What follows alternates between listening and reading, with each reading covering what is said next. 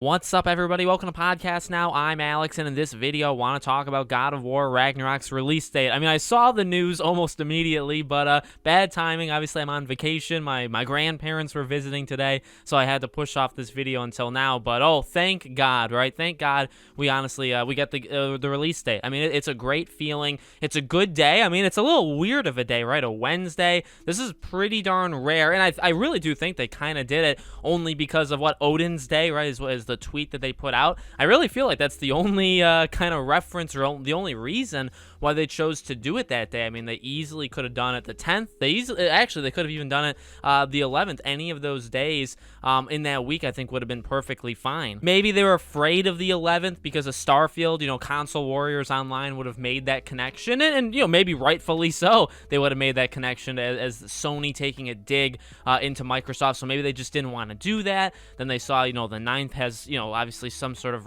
relation to Odin. So they're like, well, that would make sense to do it that day. But we finally got the date, November 9th. We got everything. I mean, this was the stuff, and this is obviously something I want to talk about in this video. The leakers were right. I mean, look, we've had a bad week. The last week, we've had a really bad week with video game leakers. Somebody like a Special Nick and an account NGT.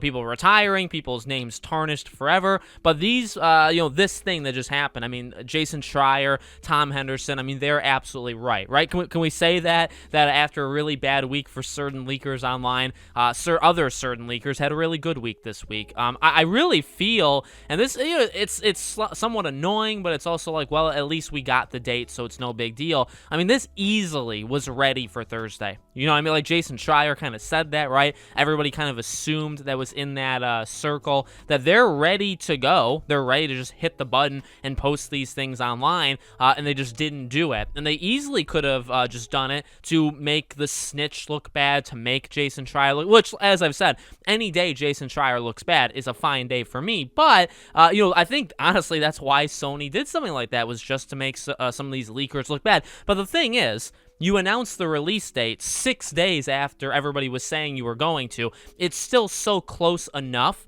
that it's like, well, obviously it was delayed. Obviously it was supposed to come last Thursday and something changed. It could have been, more political reasons. Obviously some people had said that as well.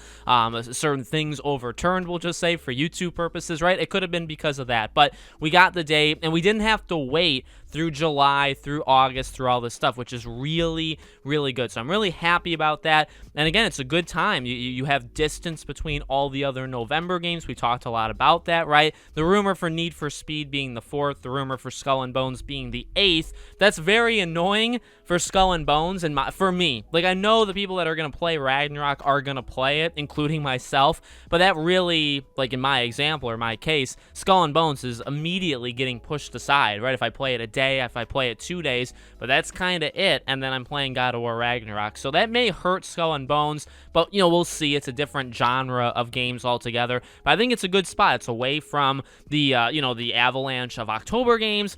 It could potentially be away from Hogwarts Legacy. I mean, this opens up Hogwarts to be that early December. December 6th is, the date I've predicted, or I want it to be. That makes a lot of sense still to this day. It makes a lot of sense. So we'll see what happens there, but very, very exciting. Again, we got the pre-order stuff. The hammer looks absolutely incredible. We'll see what edition I get. You guys can let me know, what you're planning on pre-ordering in the comments, but let me know what you guys think that we finally now have the date. The 30-second trailer obviously looked amazing. I'm sure we'll see a lot more very, very soon. Make sure you guys are subscribed, bell icon turned on so you know when all these videos go up, and I hope to see you all on the next video.